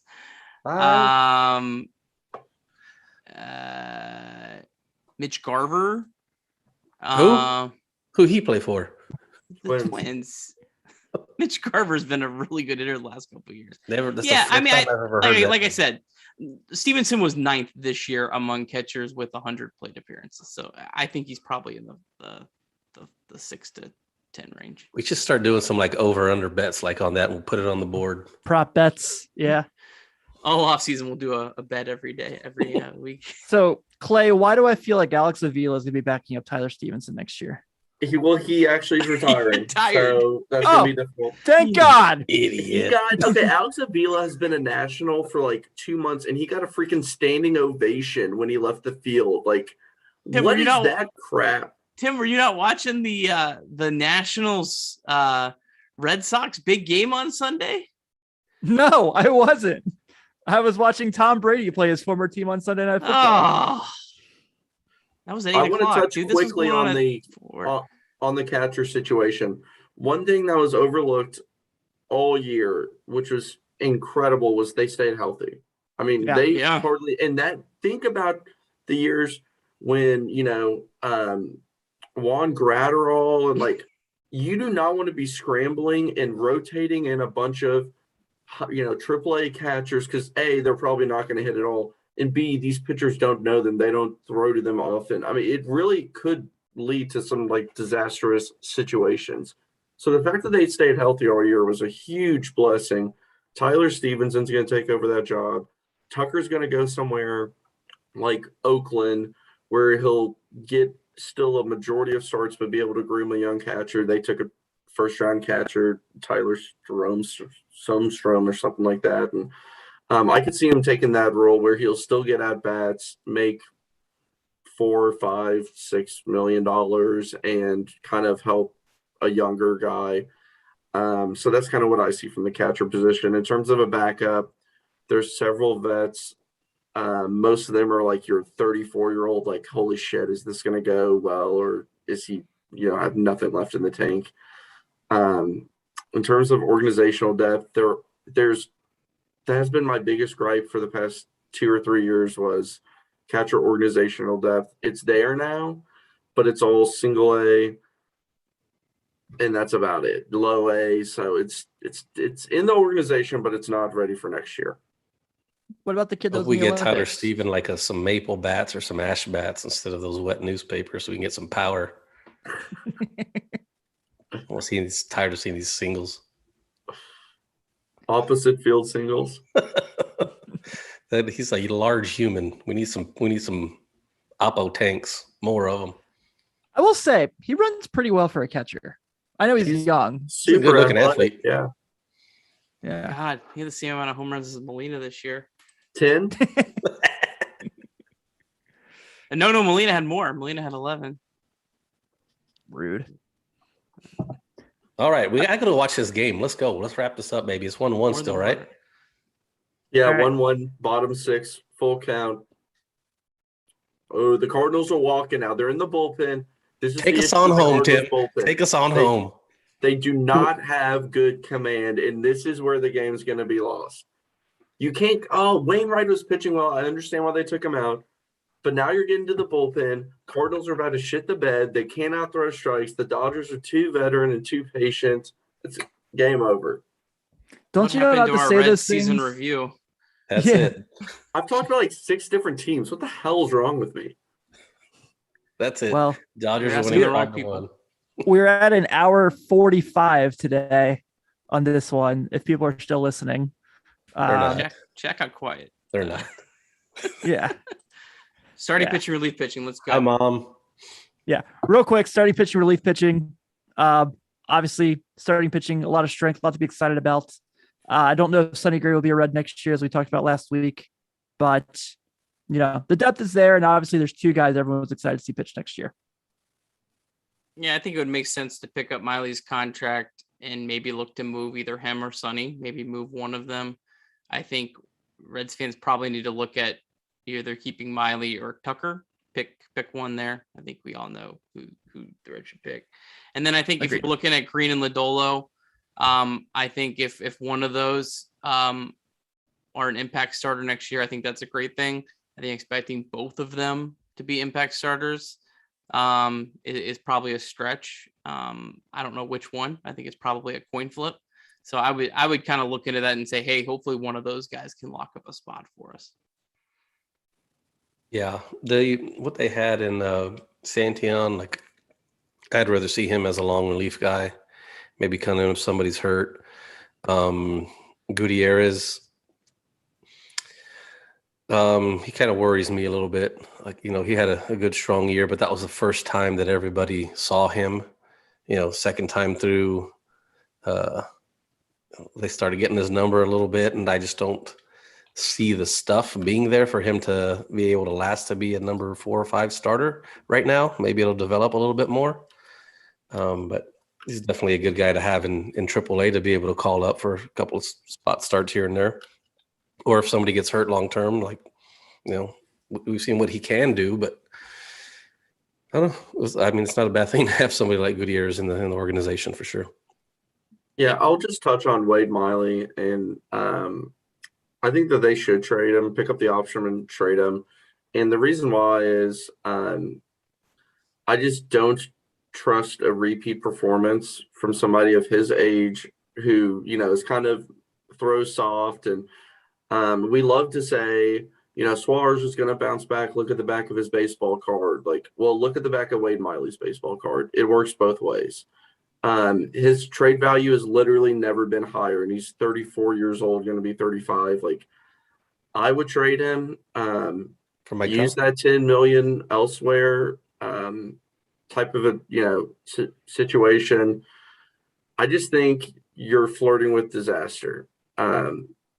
He's been good, and I'm not saying he's not a good pitcher. They won't be good next year. I'm just saying he's not going to be the pitcher he was this year.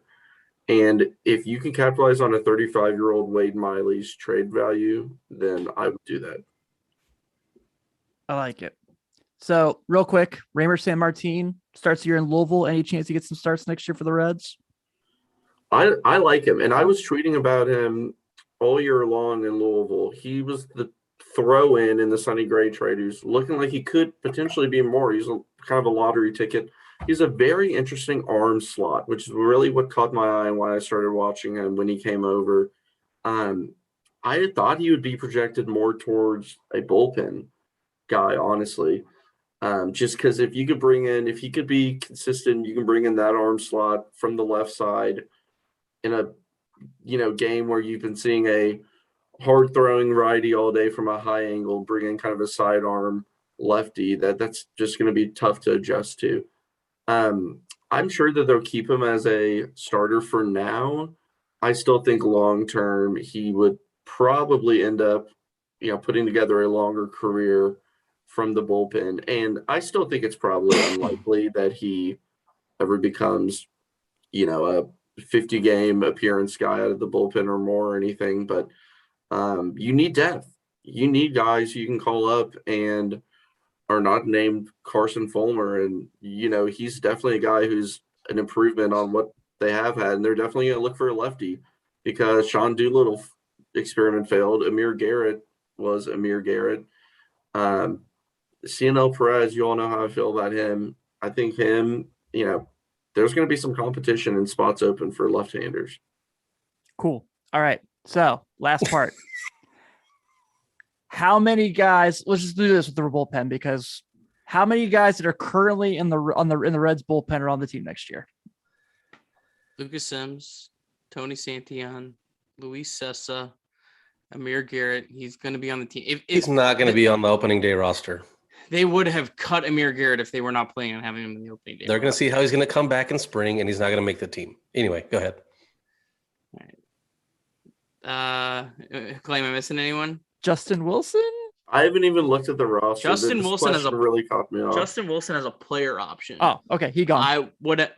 I would imagine he's going to choose that. He's not going to get a better deal anywhere else. So maybe maybe 5. Antone's out for the year. Yeah, so he anyone? tweeted today. Lorenzen, this is under the Lorenzen's assumption gone. Lorenzen's gone. Yeah, How he's going to about, be in Oakland next year. Givens Moretta? Yeah, maybe. Ari Moretta. He's probably fighting for it. Yeah, I think there's less bullpen spots. I think we think like there's going to be like 10 bullpen spots open, and I think How they about have Art Warren? Yeah, Art Warren's probably one. I think there's like. Oh, so just bring them all back, huh? Yeah, it's the best bullpen in the league, right? Fucking awesome. Now you just I think ruined my all those night. guys come to camp. Yeah, I think all those guys except for Garrett all pitched pretty well down the stretch. Art Warren is really interesting. Pitched well. Warren Older pitched well. rookie, played, pitched well in AAA, like pitched well this year. I don't know. He could be kind of a diamond in the rough, which they went through like 30 bad pitchers to find 1 or 2 good ones. But what I say with Art Warren is he has options. The Reds had no one this year who they could ship up and down. So it's really nice to have a guy like Art Warren that you can ship up and down. Santillan probably has locked in a role, but he's another guy. At least they can start the year with several guys that could go back and forth. Whereas they were penciled in with like everyone except for Givens a free agent? I'm sorry. Yeah, Givens is a free agent. I doubt he returns. Yeah. Yeah. I do too. All right. Last thing before we get out of here. Go real quick. Reds MVP this season and why? Jonathan India stayed healthy, leadoff position, going to be rookie of the year. That's my pick. I'm Jonathan India. I think I've already made the case throughout the year. I was also India, and the reason why is not only because of his bat, but the fact that he solved the leadoff spot, which is something the Reds haven't had in forever, and that was more important than I think what Nick did this year, what Jesse did this year. Solving the leadoff spot. And if it weren't for India, who would be at second base? Moose. I mean, it's just incredible what he was able to provide. I mean, I don't really have an MVP. I don't think anybody put together quite that great of a year. I mean, Nick had a spurts, Joey had a spurts, Jonathan had a spurts. I mean, whatever. That's my take on it. Uh-huh. Kyle Farmer. Oof. I think honestly, like if you're going team MVP, I think there is 5 guys that are all kind of really close. Votto, India, Castellanos, Winker, even Malley and Castillo. I mean, I think all those guys were all really good, all really close to overall value. I agree. Well, I know this is a lengthy off-season season review, so thank you for those of you who toughed it out with us and those who didn't. Hope you enjoyed the segment you did listen to. Thank you all as always for your support. Clay, thank you as always for joining us. Thanks for having me on. If you get a moment, please take a moment to get on your Apple Podcast and give us a nice solid 5-star review and subscribe to us on your podcast app of choice. Everyone, have a good night and go Reds. They're not going. Nick, Ooh, that was long. What are we Nick, going to talk do you have about?